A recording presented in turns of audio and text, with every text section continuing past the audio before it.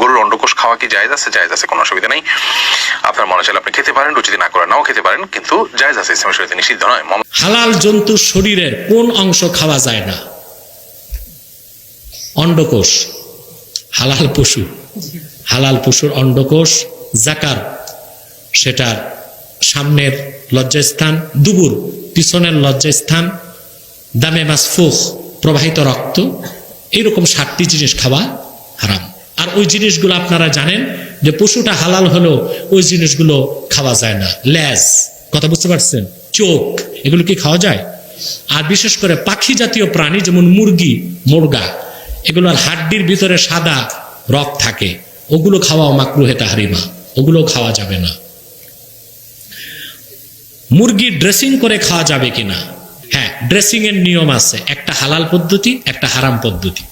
দেখা যায় আমাদের দেশে পোল্ট্রি মুরগি জবাই করে আস্ত মুরগিটা গরম পানিতে দিয়ে দেয়, তারপরে মুরগিটার আতুরি বের করে পাখাগুলো সাফ করে, এতে পুরা মুরগিটাই হারাম হয়ে যাবে।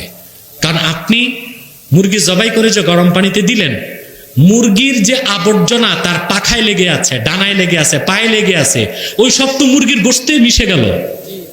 এই জন্য এটা খাওয়া মাকরুহ তাহরিমা। এটা 98% জন মুসলমান জানে না। তাহলে পোল্ট্রি মুরগি কিভাবে আপনি হালাল ভাবে ড্রেসিং করবেন? জবাই করার পর ভিতরের মুরগির আতুরি বের করবেন, তারপর পাখাগুলো ছুটায়া তারপর গরম পানিতে দিতে হলে দিবেন।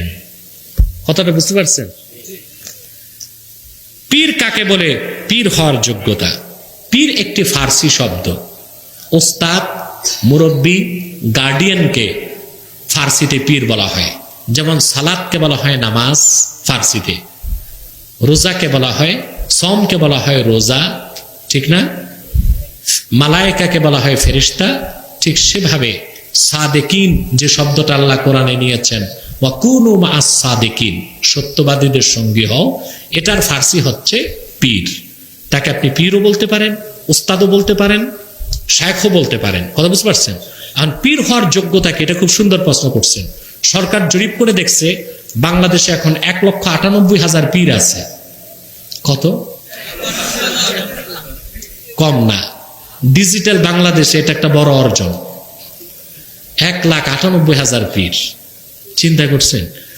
এমন পীর সাহেব আছে যার একটা মুরিদ নাই, -00। তো পীর হওয়ার যোগ্যতা কি? পীর হবার জন্য প্রথম হচ্ছে ঈমান, নেক আমল, শরীয়তের উপর চলা। 2, বাইআত হতে হবে মুত্তাসিল। কি হতে হবে? বায়াতের ধারা পরম্পরা ঠিক থাকতে হবে, মুনকাতে হতে পারবে না। অর্থাৎ আল্লাহর হাবিব আমার নূর নবীজি মুহাম্মদ সাল্লাল্লাহু আলাইহি সাল্লামের কদম থেকে ইলমে মারিফত শিখেছেন হযরত আলী, হযরত আলী থেকে শিখেছেন হাসান আল বাসরি, এভাবে হাসান বাসরি থেকে তারপরে যিনি তিনি, তারপরে যিনি তিনি, ১৫০০ বছর পরে আমরা। এই মাঝখানে যে সনদ, এখানে কোনো বিচ্ছিন্নতা থাকতে পারবে না। আর পীরকে কতটুকু যোগ্যতা লাগবে? আল কাউলুল জামিল কিতাবে শাহ ওলিউল্লাহ মুহাদ্দিস দেহলভী লিখেছেন, পীরকে অবশ্যই মেশকাত শরীফ পুরাটা পড়া থাকতে হবে, অর্থ ব্যাখ্যা সাথে। তাফসীর জালালাইন তাহকিকের সাথে পড়া থাকতে হবে, হেদায়া 4 খণ্ড পড়া থাকতে হবে, এবং মাসনাবী রুমি পড়া থাকতে হবে। এই যোগ্যতা সম্পন্ন পীর এই 1,98,000 যদি খুঁজেন, শতকরা 3% পান কিনা সন্দেহ আছে বাংলাদেশে।